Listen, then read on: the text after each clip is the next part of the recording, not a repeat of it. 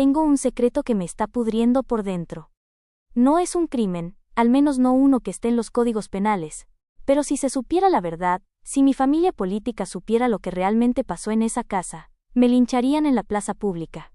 No estoy exagerando.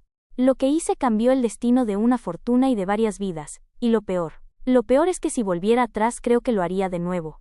Pero necesito contarlo. Necesito sacármelo del pecho antes de que me vuelva loca. Todo empezó hace 2 años. Yo soy enfermera geriátrica, especializada en cuidados paliativos. No lo digo por presumir, pero soy muy buena en mi trabajo. Tengo paciencia, mano izquierda, y sobre todo sé escuchar. Muchos viejos mueren solos, rodeados de lujo pero desesperados por una palabra de afecto. Ahí entraba yo. Por eso, cuando me contrataron para cuidar a doña Beatriz, la matriarca de la familia Luján, no me sorprendió el sueldo astronómico, ni las condiciones de confidencialidad extrema. Sabía a lo que iba, o eso creía. Los Luján no son solo ricos, son de esa clase de riqueza que tiene apellidos compuestos y castillos en Europa que ni siquiera visitan.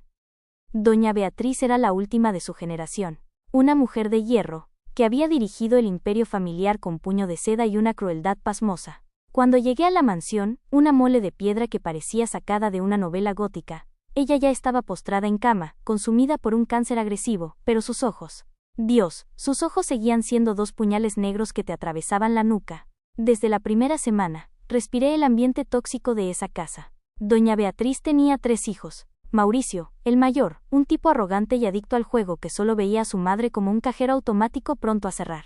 Carla, la mediana, una mujer fría y calculadora, obsesionada con la posición social y con quitar a su hermano del medio. Y luego estaba Santi. Santi era diferente. El hijo menor, fruto de un desliz de doña Beatriz con un artista bohemio décadas atrás. A Santi nunca lo quisieron, lo trataban como a un criado con apellido. Era un hombre dulce, un poco lento quizás, debido a un accidente de la infancia, pero con un corazón de oro. Se pasaba el día en el jardín, cuidando las orquídeas de su madre, las mismas que ella ni miraba. Él era el único que entraba a la habitación de Beatriz, no para preguntar por el testamento, sino para cambiarle el agua de las flores, o leerle poesía en voz baja, aunque ella solo le respondiera con bufidos de desdén. A mí me partía el corazón. Yo veía cómo Mauricio y Carla se repartían los cuadros y las joyas en el pasillo, a metros de la puerta de su madre moribunda. Y veía a Santi, con sus manos manchadas de tierra, llorando en silencio en los pies de la cama. Mi trabajo era mantenerla cómoda, administrar la morfina, cuidar las escaras, lo habitual. Pero pronto, doña Beatriz empezó a confiar en mí, no porque le cayera bien, sino porque yo era la única persona neutral en ese nido de víboras. Empezó a usarme de confesora. Y ahí fue donde empezó el verdadero horror. A medida que la enfermedad avanzaba, y la morfina nublaba su mente, los filtros desaparecieron. Beatriz no recordaba con cariño, recordaba con odio. Me contó cómo había hundido empresas rivales arruinando familias enteras, cómo había sobornado a jueces, cómo había destruido la carrera del padre de Santi solo para quitárselo de encima. Pero lo peor no fue eso. Lo peor fue el libro de los susurros, así lo llamaba ella. Era un cuaderno pequeño, de cuero viejo, que guardaba bajo llave en su mesilla de noche. No era un diario, era un registro de todos los secretos sucios de sus hijos y de la alta sociedad. Tenía fechas, fotos, recibos de abortos clandestinos, grabaciones de conversaciones comprometedoras, pruebas de fraudes fiscales masivos de Mauricio, y un dossier completo sobre cómo Carla había internado a su propio esposo en un psiquiátrico con diagnósticos falsos para quedarse con su control. Es mi seguro de vida. Me susurró una noche, con una sonrisa macabra y la boca seca. El día que muera, este libro se entregará a los abogados. He dejado instrucciones claras, no hay herencia para nadie. Todo irá a una fundación que yo misma creé, y el libro se hará público. Quiero ver cómo se despedazan desde el infierno. Quiero que sepan que incluso muerta sigo mandando. Me quedé helada. Estaba cuidando a un monstruo. No quería dejar nada a Mauricio ni a Carla, lo cual honestamente no me importaba mucho, pero tampoco a Santi. Santi, que no tenía nada, que no sabía hacer nada más que cuidar flores, quedaría en la calle, a merced de sus hermanos que lo odiaban. La tensión en la casa escalaba cada día. Mauricio y Carla venían a gritarle a la puerta, exigiendo saber dónde estaba el testamento final. Doña Beatriz solo se reía, una risa asmática y aterradora que terminaba en tos con sangre. No sabe lo que les espera, Elenita, me decía, apretándome la mano con una fuerza increíble para su estado. Nadie gana. Yo gano, siempre gano.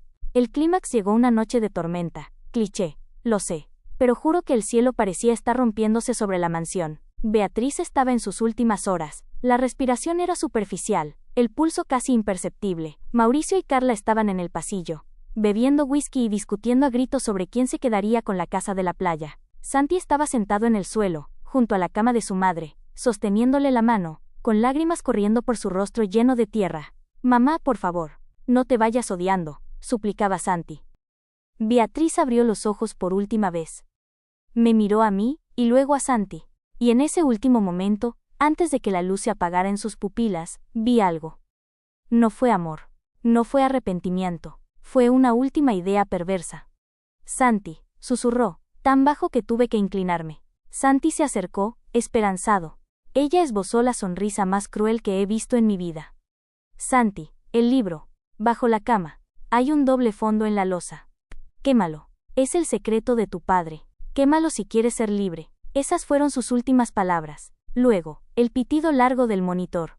Había muerto. Santi se quedó paralizado. No entendía. Se levantó y miró debajo de la cama. Efectivamente, había una losa suelta. La levantó y sacó una caja de metal pequeña, diferente a la mesilla de noche. La abrió con manos temblorosas. Dentro no había un libro. Había una sola hoja de papel, vieja y amarillenta. Santi la leyó. Su rostro cambió. De la tristeza pasó a la confusión, y luego a un horror puro y absoluto. Cayó de rodillas, sollozando, pero no por la muerte de su madre. Era un llanto diferente, un aullido de animal herido. «¿Qué pasa, Santi?», pregunté, acercándome con cautela. Él me miró, con los ojos inyectados en sangre. Me tendió el papel. «Léelo», dijo con voz quebrada. Lo leí. Era una prueba de ADN. Una prueba real, notariada, oculta durante 3 décadas. Santi no era hijo del artista bohemio. Santi era hijo de doña Beatriz y de su propio hermano mayor, el padre de Mauricio y Carla, que había muerto años atrás en un accidente de casa. Beatriz había tenido un hijo con su propio hermano en secreto. Lo había hecho pasar por hijo de otro hombre para ocultar el incesto. Y había odiado a Santi cada día de su vida por recordarle su pecado. Por eso lo trataba como a un criado. Por eso no le dejaba nada. Y su último acto de crueldad había sido decirle que quemara el papel sin leerlo, para que viviera el resto de su vida pensando que había quemado el secreto de su padre, cuando en realidad estaba quemando la prueba de que él era el verdadero y único heredero legítimo de toda la fortuna Luján, ya que los otros dos, Mauricio y Carla, eran técnicamente sus sobrinos, y el testamento original de la familia Luján estipulaba que la línea directa de sangre siempre tenía prioridad absoluta sobre los hijos nacidos de uniones externas, como eran los matrimonios de Beatriz. Al ser Santi, el hijo del hermano mayor, el heredero original antes de Beatriz, él era el dueño de todo. Santi estaba destrozado. No quería el dinero. Estaba horrorizado por su origen. «Tengo que quemarlo, Elena. Tengo que quemarlo. Soy un monstruo. Soy fruto del pecado», decía buscando un encendedor. Afuera, Mauricio y Carla empezaron a porrear la puerta, gritando que la vieja ya se había enfriado y que querían entrar. Sabían que algo pasaba. Y ahí fue cuando tomé la decisión. Miré a Santi, ese hombre bueno y roto, a punto de destruir su futuro por culpa de la última manipulación de una madre muerta. Y miré a la puerta, imaginando a Mauricio y Carla entrando como buitres. No lo pensé. Le arrebaté el papel de las manos a Santi. «No, Santi. No eres un monstruo. Eres la víctima. Y no vas a dejar que ella gane», le dije. Me acerqué a la chimenea que había estado encendida para calentar la habitación. Pero no quemé el papel de ADN. Quemé otra cosa. Agarré el libro de los susurros de la mesilla de noche, el cuaderno con todos los secretos de Mauricio y Carla, y lo arrojé al fuego. El cuero viejo se encogió, y las páginas empezaron a arder rápidamente, llevándose consigo el plan de Beatriz de destruir a todos. Mientras el libro ardía, abrí la puerta. Mauricio y Carla entraron en tromba, directos a la mesilla de noche. La encontraron vacía. No había libro, no había instrucciones para la fundación. Doña Beatriz había muerto sin dejar rastro de su seguro de vida. «¿Dónde está?», gritó Carla agarrándome del uniforme. «¿Dónde está el cuaderno de mamá?». «No lo sé», mentí, mirando fijamente a sus ojos fríos. Ella pidió estar sola al final. Quizás lo escondió, quizás lo quemó. Ella siempre decía que quería llevarse sus secretos a la tumba. Mauricio se puso pálido. Sabía que si el testamento original seguía vigente sin las condiciones del libro, él estaba en graves problemas. Me giré hacia Santi, que seguía de rodillas, con la prueba de ADN apretada contra su pecho, mirándome con una mezcla de terror y agradecimiento eterno. Él entendió lo que yo había hecho. Al quemar el libro de chantajes, yo había eliminado la última voluntad de Beatriz. Ahora todo se decidiría por la ley. Y la ley, con ese papel que Santi sostenía, decía que él era el dueño de todo. La resolución no fue rápida. Fue una guerra judicial de 1 año. Santi asesorado por mí, porque sí. Me quedé a su lado, no podía dejarlo solo. Contrató a los mejores abogados. La prueba de ADN fue validada. El incesto fue un escándalo que sacudió los cimientos de la alta sociedad. Pero la ley era clara. Mauricio y Carla fueron desheredados, expulsados de la mansión con lo puesto, sus crímenes fiscales y personales expuestos, aunque sin las pruebas del libro, solo como rumores que dañaron irreversiblemente sus reputaciones. Quedaron en la ruina. Santi ahora dirige el Imperio Luján, pero no lo dirige con puño de hierro, lo dirige con el corazón. Ha convertido la mansión en un centro de acogida para artistas y niños con dificultades. Las orquídeas de Beatriz ahora crecen en un jardín público enorme, abierto para todos. Él sigue siendo un hombre dulce, aunque ahora con una sombra en la mirada que nunca desaparece. ¿Y yo? Yo sigo siendo su enfermera, su consejera, su única amiga verdadera.